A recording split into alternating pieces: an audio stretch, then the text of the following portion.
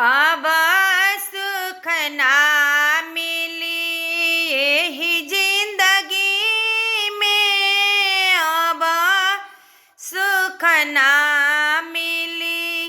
यही जिंदगी में, अब सुख ना मिली।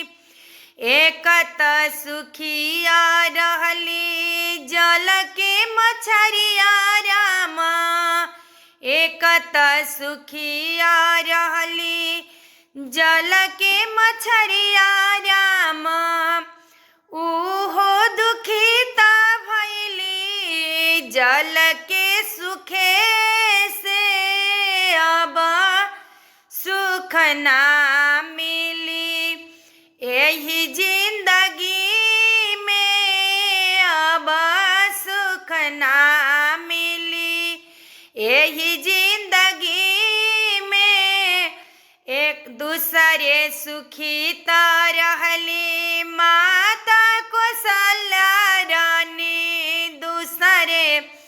सुखिता रहली माता कौशल्या रानी,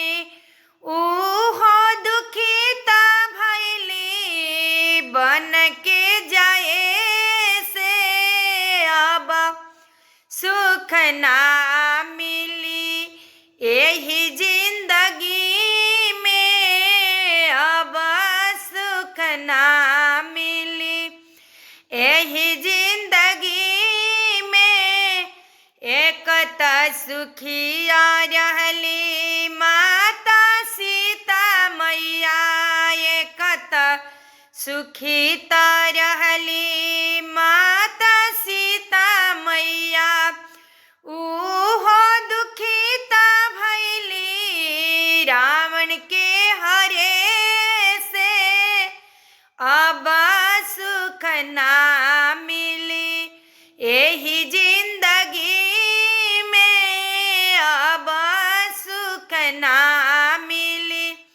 यही जिंदगी